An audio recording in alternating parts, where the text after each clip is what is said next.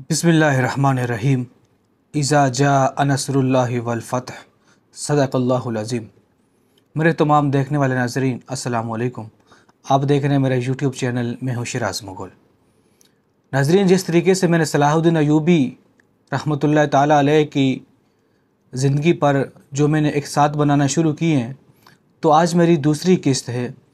इस किस्त के अंदर आपको बताऊंगा कि सलाहुद्दीन अय्यूबी ने जो जंग लड़ी थी, जंग खतीन, जो इस वक्त इसराइल के अंदर जो तेब्रिस जगह है उसके करीब एक मैदान था जहाँ पर जंग लड़ी गई थी। उससे पहले ये बात आप समझें कि इस वक्त मुसलमानों पर मुश्किल हालात हैं।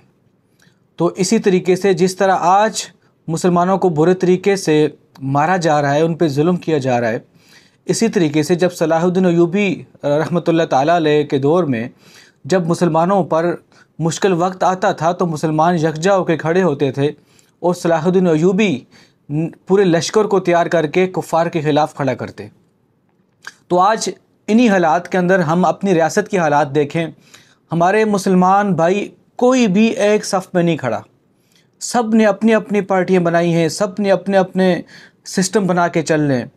अगर इन हालात में बिलखुसूस हमारा मजहबी तबका, जिसमें हमारे उलमा जो मेरे सरों के ताज हैं, अगर ये यकजहती पकड़ लें, मैं मिसाल देता हूँ, अभी आज कल 2-3 दिन के अंदर लाखों लोग निकले हैं जो हमारी मजहबी जमातों ने निकाले। अगर यही लाखों लोग इस बात पर मुत्तफ़िक किए जाते और इस बुनियाद पर निकाले जाते कि हम लोग अगर यहाँ से निकलते हैं, बॉर्डर के करीब जाके अपने ठिकाने लगाएंगे और हम मिल के हम अपने फ़ौज से, अपने इदारों से भी रिक्वेस्ट करेंगे कि हमें आप असला दें, हम जाके फ़लस्तीन के अंदर अपने मुसलमान भाइयों के लिए जंग लड़ें, तो यकीनन ये एक बहुत खुशाइन बात होती और इसका बड़ा अच्छा रिज़ल्ट मिलता। जब हमने रैली निकालनी ही है, जब हमने एहतजाज करना ही है, जब हमने लॉन्ग मार्च करना ही है, तो अगर हम इस बुनियाद पे निकालें, हम बॉर्डर के करीब जाएं, हम कोशिश करें कि हमें यहाँ से फ़लस्तीन के लिए रवाना किया जाए। इसका सबसे बड़ा फ़ायदा ये होगा कि जब इसराइलियों को पता चलेगा कि पाकिस्तान के अंदर से लोग भी हमारे ख़िलाफ़ आ रहे हैं, तो ये डर उनके लिए काफ़ी है। उन्हें पता है हमारे पास हर तरह का असला मौजूद है, हमारे पास हर तरह का मिज़ाइल मौजूद है। जिस तरह इसराइल के वज़ीर ख़ारजा ने आज धमकी दी है एटमी हमले की, तो हमारे पास भी एटम बम मौजूद है, हम भी उसको जवाब दे सकते थे। लेकिन अफसोस हमारी रियासत भी इस मामले पे कमज़ोर नज़र आई। इसके बाद हमारे जो मजहबी तबका है वो कोशिशें सब कर रहे हैं, लेकिन अगर यकजहती के साथ कोशिश करें, मैं ये समझता हूँ कि इसराइल ख़ुद घुटने टेकेगा। मैं ये समझता हूँ अगर हम इस तरह का मायदा करें, अगर इस प्लेटफार्म पर आके सब यकजा होकर, तो इसराइल अपने कदम पीछे खींचेगा कि एक तरफ आज उसने एटमी हमले की धमकी दी, हम लोग यहाँ रैली निकाल के फ़ारग होकर रात को जाके घर सो गए, जबकि बच्चे वहाँ पे रात को सोए नहीं हैं। उससे पहले मिज़ाइलों की धमकी दी, उससे पहले गज़ा को खाली करने की धमकी दी, उससे पहले गोलियाँ मारी, उससे पहले मिज़ाइल मारे। हमने यहाँ से जलसे जुलूस निकाले, रात को पुरसुकून होकर सो गए, जबकि वहाँ का बच्चा रात को सोया नहीं है।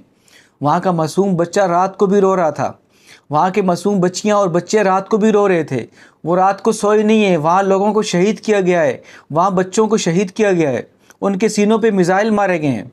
एहतजाज और रैली करने से क्या वो जो मिज़ाइल मारे या वो जो बच्चे शहीद हुए, इसका बदला आप ले सकते हैं? गोली का जवाब गोली से दिया जाता है या गोली का जवाब रैली से दिया जाता है?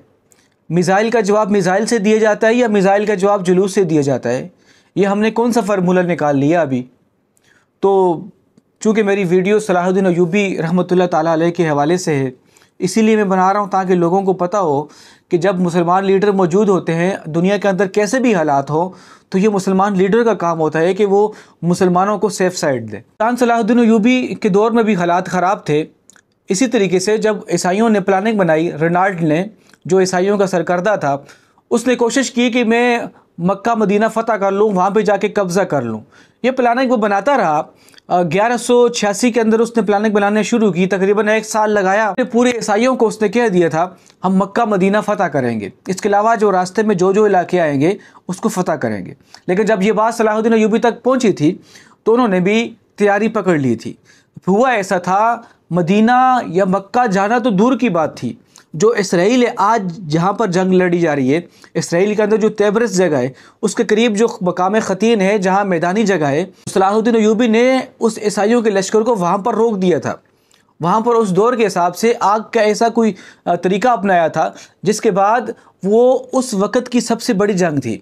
اس جنگ کے اندر عیسائیوں کے 30,000 لوگ تقریباً مر چکے تھے، اس کے علاوہ 30,000 سے لوگوں کو قیدی کیا گیا تھا، اور جو رونالڈ تھا صلاح الدین ایوبی نے اپنے ہاتھ سے اس کی گردن کو کاٹا۔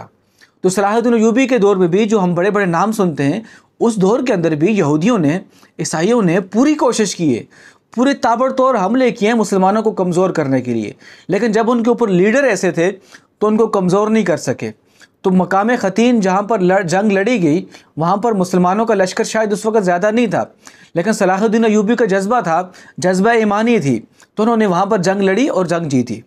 اسی طریقے سے آج ہم دیکھیں جس طریقے سے بیچارے بہت مظلوم وہاں پہ بیچارے بچے بچیاں بلک بلک کر رو رہی ہیں، وہ بیچارے ان کو شہید کیا جا رہا ہے۔